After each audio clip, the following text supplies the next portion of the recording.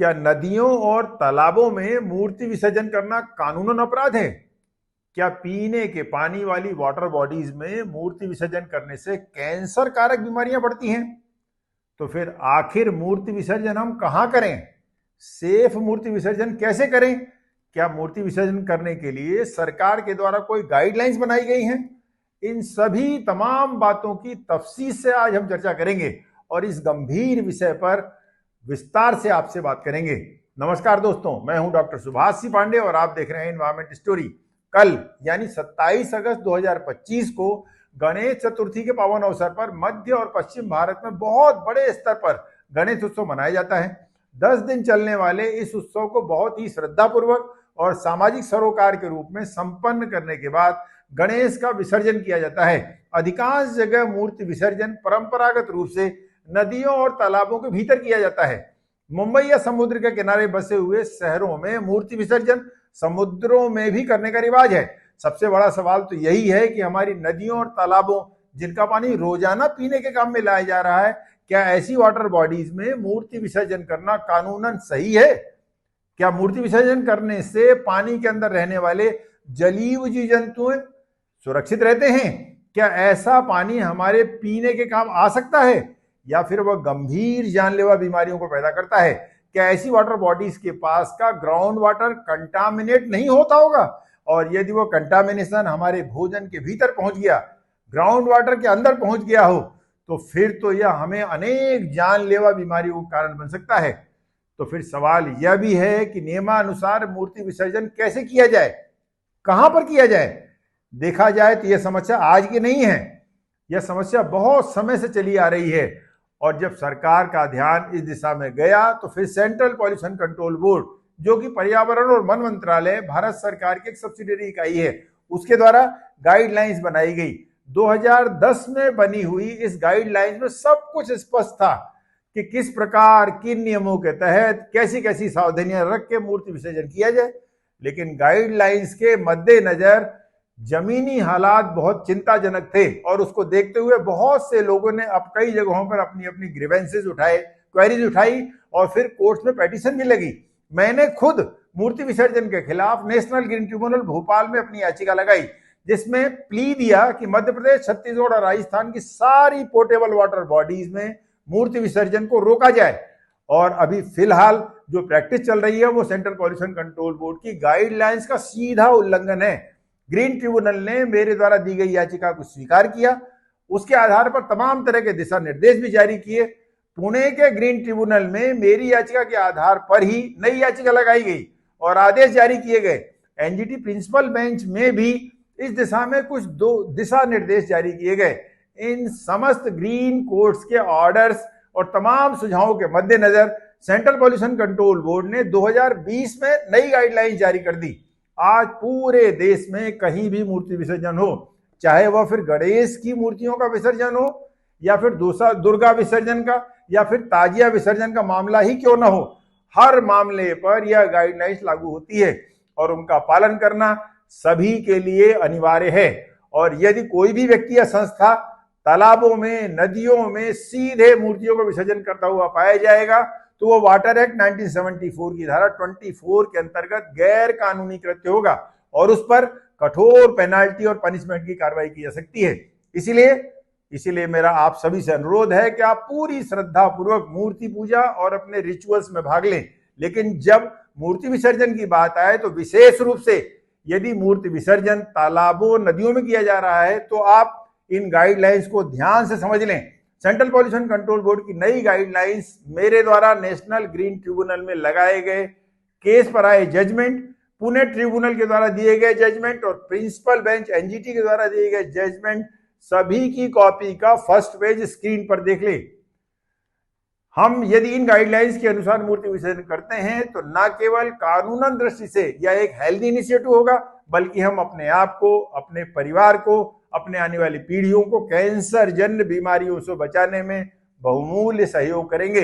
इसीलिए अपनी धार्मिक आस्था के साथ साथ यह भी जरूरी है कि हम अपने सामाजिक जिम्मेदारियों को भी पूरा करें और लोगों में इस बात को प्रचारित और प्रसारित करें कि मूर्ति विसर्जन खुले में तालाबों या नदियों में नहीं किया जा सकता। वरना यह न केवल वाटर बॉडीज में रहने वाले जलीय जीव जंतुओं को और भूजल को नुकसान करेगा, बल्कि हमको, आपको, तरह तरह से पानी का सेवन करने वाले या पानी से सिंचाई या खेती करने वाले तमाम लोगों में कैंसर जन्य बीमारियों का कारण भी बनेगा।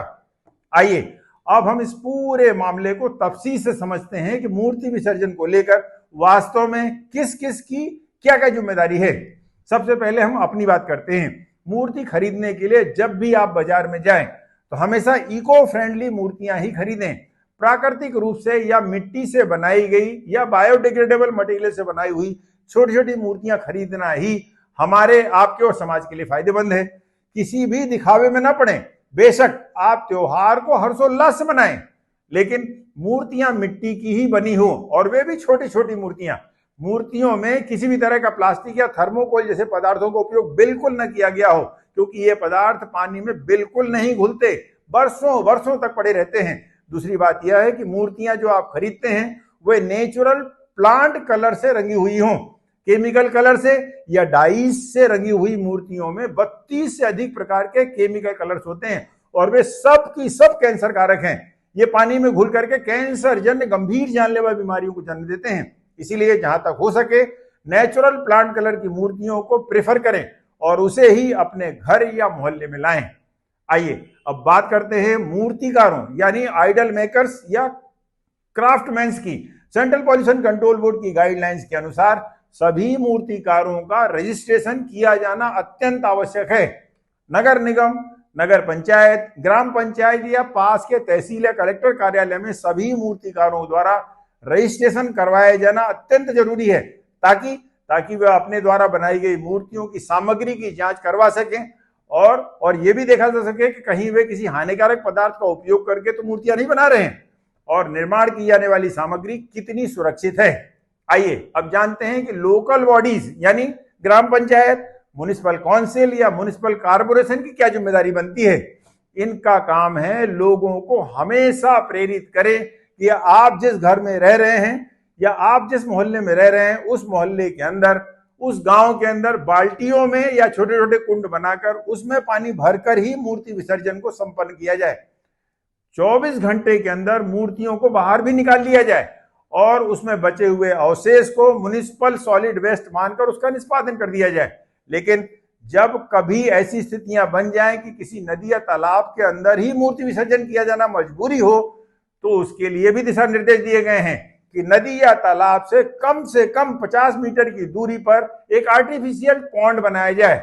यदि संभव हो तो उसे पक्का कर दिया जाए और यदि टैंक पक्का ना हो तो उसके अंदर इको सिंथेटिक लाइनर बिछाया जाए और उसमें ही मूर्ति विसर्जन किया जाए और उन्हें भी 24 घंटे से पहले मूर्तियों को बाहर निकाल लिया जाए। मूर्ति विसर्जन होने के बाद बचा हुआ वेस्ट नदी या तालाब में बिल्कुल न फेंकें, क्योंकि यह बहुत ज्यादा पॉइजनस होता है। इसे बहुत अधिक पानी डालकर डाइल्यूट किया जाए और नालियों में धीमी गति से प्रवाहित किया जाए। यदि किसी तालाब या नदी में मूर्ति विसर्जन करना बहुत मजबूरी भी हो तो वहां पर तालाब नदी का वो स्थान ढूंढना चाहिए जो कॉर्नर पर हो और जहां पर उथली जमीन हो। उसे चिन्हित करके लकड़ी या अन्य आयरन रॉड इत्यादि से सुरक्षा के लिए बैरिकेडिंग कर दी जाए। यहां पर मूर्ति विसर्जन किया जा सकता है, लेकिन वहां भी मूर्ति विसर्जन के लिए इको सिंथेटिक लाइनर बिछाना चाहिए, जरूरी है। 24 घंटे से पहले ही डाली गई मूर्तियों को बाहर निकालना भी जरूरी है और अवशेष का निष्पादन भी करना। विसर्जन करने के पूर्व मूर्तियों पर उपस्थित कपड़े, फूल, फल, पत्तियां और ऑर्नामेंट्स को पहले ही निकाल लेना जरूरी है। जब कभी भी आपको कोई व्यक्ति या संस्था तालाब, डैम या नदी के बीचों बीच मूर्ति विसर्जन करते हुए मिले तो आप तत्काल उसकी शिकायत कलेक्टर, तहसील कार्यालय या प्रदूषण नियंत्रण बोर्ड की स्थानीय इकाई को जरूर करें। इस संबंध में यदि आपको कोई सहायता की आवश्यकता लगती हो तो आप हमसे संपर्क कर सकते हैं। लोकल बॉडीज की यह भी ड्यूटी है कि जहां पर विसर्जन किया जाए वहां पर चूना, फिटकरी या अन्य एलम जैसे कोएगुलेंट्स को जरूर डाला जाए, ताकि मूर्ति विसर्जन से उत्पन्न पदार्थों को ठोस बनाकर बाहर निकालने में मदद मिले। अब अंतिम बात राज्य पॉल्यूशन कंट्रोल बोर्ड की ड्यूटीज की। हर राज्य में स्टेट पॉल्यूशन कंट्रोल बोर्ड बने हुए हैं और उनकी सबसे प्रमुख जिम्मेदारियों में से एक यह है कि वे इस बात को सुनिश्चित करें कि राज्य में स्थित तालाब, डैम्स या नदियों का पानी जहरीला न होने पाए। लेकिन देखने में तो यह आया है कि अधिकांश राज्यों के पॉल्यूशन कंट्रोल बोर्ड भ्रष्ट और नकारा संस्थाएं हैं। अभी पिछले ही साल मैंने Madhya Pradesh pollution control board की कारगुजारियों पर एक इंटरेस्टिंग वीडियो बनाया है। आप चाहें तो इस वीडियो की लिंक पर क्लिक करके उसे देख सकते हैं। स्टेट पॉल्यूशन कंट्रोल बोर्ड की ड्यूटी है कि जिन शहरों की आबादी 1 लाख या उससे अधिक है, वहां पर जितनी भी वाटर बॉडीज हैं जहां पर मूर्ति विसर्जन किया जाता है, उसमें मूर्ति विसर्जन के पानी का सैंपल लिया जाए और वह सैंपल 3 भागों में लिया जाता है। मूर्ति विसर्जन से पहले, मूर्ति विसर्जन के दौरान और मूर्ति विसर्जन के बाद की वाटर क्वालिटी एनालिसिस के लिए। प्री, ड्यूरिंग और पोस्ट वाटर एनालिसिस की रिपोर्ट को मूर्ति विसर्जन के 2 माह के भीतर पॉल्यूशन कंट्रोल बोर्ड की वेबसाइट पर डालना भी कंपलसरी है। मूर्ति विसर्जन किए जाने वाले स्थान की मिट्टी या सेडिमेंट सैंपल एनालिसिस की जांच भी वाटर सैंपल एनालिसिस के समान ही करना कंपलसरी है। अब तक आप समझ ही चुके होंगे कि मैं मूर्ति विसर्जन के लिए ली जाने वाली सावधानियां और उससे संबंधित नियमों की जानकारी अपने मन से नहीं सुना रहा हूं, बल्कि यह खुद मेरे द्वारा नेशनल ग्रीन ट्रिब्यूनल में लगाई गई याचिका में दिए गए आदेशों के परिपालन में और बाद में अंतिम रूप से सेंट्रल पॉल्यूशन कंट्रोल बोर्ड की 2020 में बनी गाइडलाइंस के आधार पर दिए गए दिशा निर्देशों के अंतर्गत बात कर रहा हूं। इसलिए जब कभी भी आपको मूर्ति विसर्जन में नियमों का उल्लंघन करते हुए कोई मिले तो आप जरूर उसकी शिकायत करें और आपसे अनुरोध है कि आप इन नियमों को सावधानी से समझें, जांचें और पहले खुद पहल करें कि आप इन नियमों के तहत ही मूर्ति विसर्जन करेंगे। और तभी न केवल आप अपने समाज को स्वस्थ रखने में अपनी भूमिका अदा कर सकते हैं, बल्कि आने वाली पीढ़ियों में लगातार बढ़ते कैंसर को रोकने के लिए अपनी जिम्मेदारी निभाएंगे। आशा करता हूं कि आपको यह वीडियो अच्छा लगा होगा और यदि वीडियो आपको इंफॉर्मेटिव लगा हो, सिग्निफिकेंट लगा हो, तो आप इसे अपने इष्ट मित्रों तक जरूर पहुंचाएं ताकि पब्लिक अवेयरनेस और बढ़ सके और हम सब मिलकर अपनी मातृभूमि को वास्तव में सुरक्षित रह पाएं। मिलते हैं फिर किसी नए वीडियो के साथ किसी नए विषय पर। तब तक के लिए धन्यवाद। जय हिंद।